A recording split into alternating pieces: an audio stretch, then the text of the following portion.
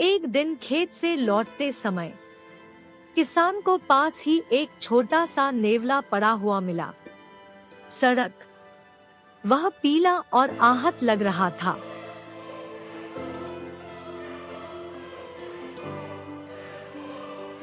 किसान उसे उठाकर अपने घर ले आया।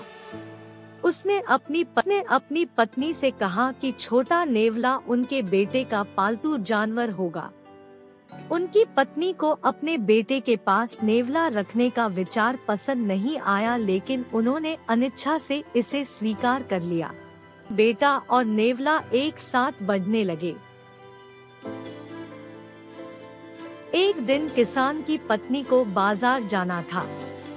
उसने अपने बेटे को सुला दिया और अपने पति से उसकी देखभाल करने को कहा। उसने उससे कहा कि वह नेवले को अपने बेटे के पास न जाने दे। उसे किसी तरह लगा कि जानवर को अपने बेटे के पास जाने देना सुरक्षित नहीं है। पति ने उसे आश्वासन दिया कि वह बच्चे की देखभाल करेगा। जैसे ही उसकी पत्नी बाजार के लिए निकली, किसान को स्थानीय साहूकार ने बुलाया। साहूकार चाहता था कि उसका पैसा उसे वापस मिले जो उसने कुछ समय पहले किसान को उधार दिया था। उस मौसम में किसान की अच्छी फसल हुई और उसके पास पैसे भी तैयार थे।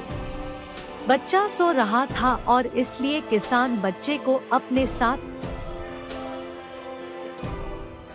नहीं ले जा सका। उसने बच्चे को अपने पालने में रखा और नेवले के पास छोड़ दिया।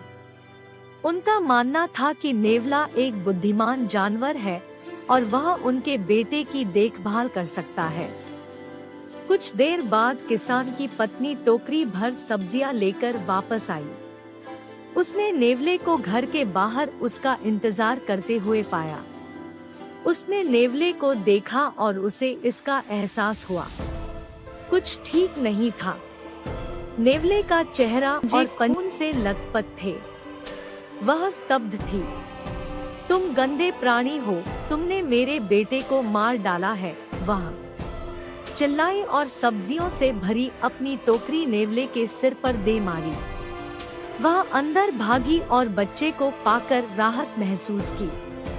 अपने पालने में शांति से सो रहा है, लेकिन फर्श पर एक काला सांप पड़ा हुआ था। टुकड़े टुकड़े हो गया था और खून बह रहा था। सांप बहुत जहरीला लग रहा था। वह अंदर भागी और बच्चे को अपने पालने में शांति से सोता हुआ देखकर राहत महसूस की, लेकिन फर्श पर एक